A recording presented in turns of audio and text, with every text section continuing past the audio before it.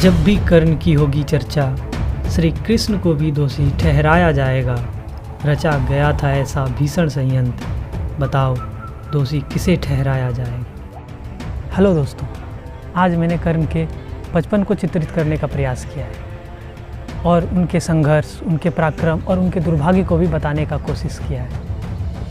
मैं ये चंद मिनटों में पूरी गहराई से तो नहीं बता सकता, पर अच्छे से निष्कर्ष बताने का पूरी कोशिश करूँगा। तो चलें ड्राइंग के साथ साथ कर्ण के जीवन से भी कुछ सीखते हैं। जैसा कि आपको पता है, कर्ण की मुश्किलें तो बचपन से ही प्रारंभ हो गई थी। जब माता कुंती ने कर्ण को संदूक में भरकर गंगा में प्रवाहित कर दिया था, उस वक्त तो वह एक नन्हा सा नवजात शिशु था। और किस्मत तो देखो, गुरु द्रोण ने कर्ण को शिक्षा देने से मना किया, क्योंकि कर्ण एक सूत पुत्र था, वो कोई राजपुत्र नहीं था, बस इसलिए। फिर शिक्षा प्राप्त करने के लिए कर्ण को परशुराम जी से ब्राह्मण होने का झूठ बोलना पड़ा। और देखो किस्मत कितना खराब रहा।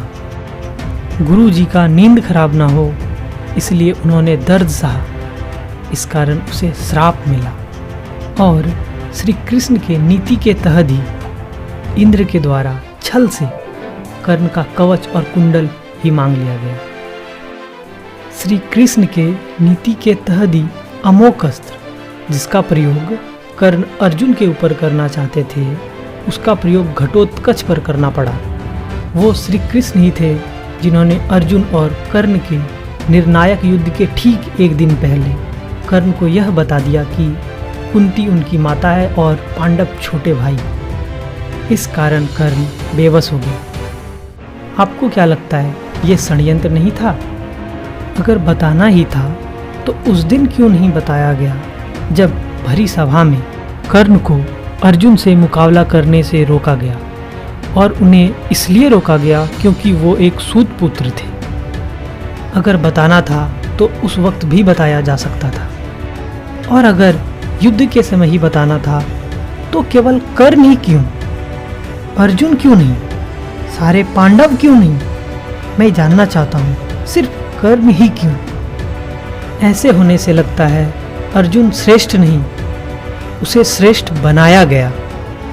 अर्जुन और कर्ण के निर्णायक युद्ध की सुबह माता कुंती कर्ण से मिलने आई, और पता है उन्होंने क्या मांग की? उन्होंने कर्ण से पांडव को ना मारने का वचन ले लिया। तो बताएं, वो दानवीर पुत्र क्या करे जिससे उसकी माँ प्रथम और आखिरी बार कुछ मांगे? अब कैसे मना करे अपनी माँ को? इस कारण कर्ण दुविधा में फंस गया। एक तरफ उनकी माता का वचन और छोटे भाई पांडव, और दूसरी ओर परम मित्र दुर्योधन। करे तो करे क्या? कर्ण ने मजबूर होकर अपनी मृत्यु को ही चुन लिया। बताइए, इन सब के लिए किनको दोष दिया जाए? मैंने इन सबको कुछ लाइनों में लिखने का प्रयास किया है। श्री कृष्ण ने साथ दिया, कर्ण को मजबूर किया। इंद्र ने छल किया और कवच ही मांग लिया। एकलव्य ने कुर्बानी दी, अंगूठा ही काट दिया। तो बताएं कैसे अर्जुन श्रेष्ठ रहा? तो बताएं कैसे अर्जुन श्रेष्ठ रहा? परशुराम ने श्राप दिया, सारे मंत्र ही भुला दिया। रथ ने भी साथ छोड़ दिया, किस्मत ने ही रुख मोड़ लिया। तो बताएं कैसे ना कहूँ, महादानी कर्ण मरकर भी श्रेष्ठ रहा। तो बताएं कैसे ना कहूँ, महादानी कर्ण मरकर भी श्रेष्ठ रहा। दोस्तों, इतना कुछ कर्ण के साथ द्वापर में हुआ, जब श्री कृष्ण मौजूद थे। ये तो कलयुग है दोस्त। यहाँ कदम कदम पर तुम्हें नीचे गिराने के लिए हजारों लोग तैयार बैठे हैं। तुम्हें गिराने के लिए हजारों प्रयास किए जाएंगे। ये ज़माना बहुत रुलाएगी, बहुत सताएगी, तुम्हें कदम कदम पर तकलीफ पहुँचाएगी, यहाँ तक कि घुटनों पर लाकर खड़ा कर। तुम्हें खुद ही इनसे लड़ना होगा, सबका सामना कर आगे निकलना होगा।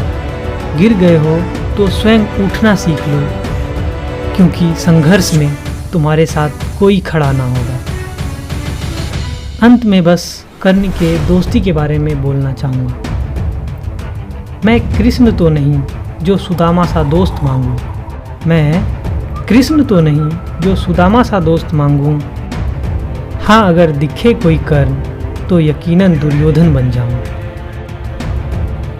आशा करता हूँ वीडियो पसंद आया होगा।